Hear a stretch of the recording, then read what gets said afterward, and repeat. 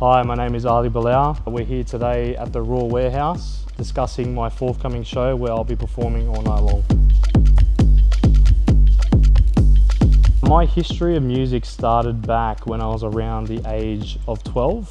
My earliest introduction to electronic music was from my late eldest cousin who lived up in Townsville. He showed me a lot of really early dubstep and rhythm. Since his passing from when I was around 15, I kind of got electric music allow me to still bond with him despite him being gone. And from there on, I went through the basic traversal of genres and subgenres. Like I went from tech house, EDM techno, traditional 90s tribal techno. And then from there on, I found myself liking the really textural cuts and rich sounds of hypnotic techno. And that's how we got here today. I'll keep it local because I feel like no one influences you more than people around your immediate area. Mike Blythe, or Hazvat Informant, he's got a really big sense of hospitality whenever I'm down in Melbourne. He's also acted as a really good mentor for me as an artist and just to be a good overall person within the scene. Connor War, he's an artist, he's in a lane of his own currently. He's really paving the way for hypnotic techno from the Australian scene moving over to Europe. Kia, you know, she's not the traditional hypnotic techno sound that I do really involve myself in. As an artist, a label runner, she's really a good person to look up to see how things should be managed and how to ensure your time here, longevity-wise, can be set in stone.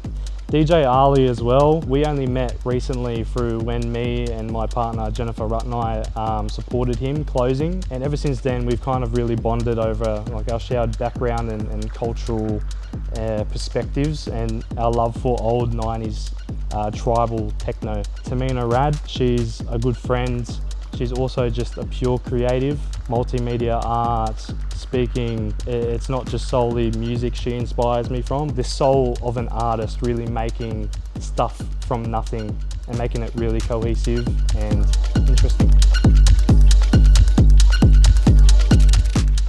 A lot of music, really good music. The first few hours will be a lot of ambient and soundscapey stuff until the room gets full and you know people are coming in and really soft, nice, ethereal sounds that are really welcoming people into the space. And then I'll go for some light, slower tempo dub techno and then into the more hypnotic, still stripped back, really engaging and a lot of sound designy bits.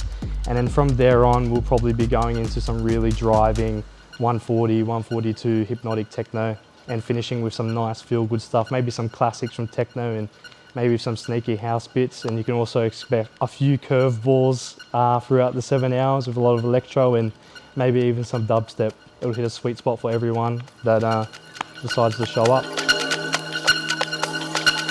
Shared experience, whether it's through an intimate setting, the music that's playing at the time, keeping an open mind, a full sense of social cohesion and what's expected behavioural-wise, what is expected on the dance floor, what boundaries are set there, but there are kind of unspoken rules. For me as a punter, I think what really sets a lot of spaces apart is the sense of community here, and Raw has that great sense of community. What really resonates with me when I'm here on the dance floor is it's like a little family. Everyone here is looking after each other, making sure you've had water without obviously overstepping or becoming overbearing. Everyone kind of knows what's expected when they come here and they know not to bring any liabilities with them as well.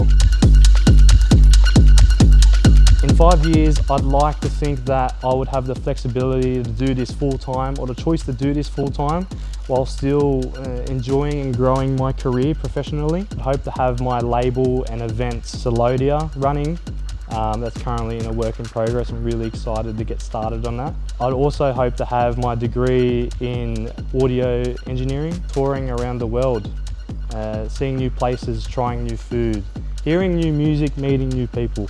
These things are really important to me, and I'd hope in 5 years' time, maybe a little bit more, I'm patient, I'd be able to achieve these things. I've had a few people say 2 hours in, I've had people say 4 hours in. Personally, somewhere before we really start ramping it up to 2 hour mark.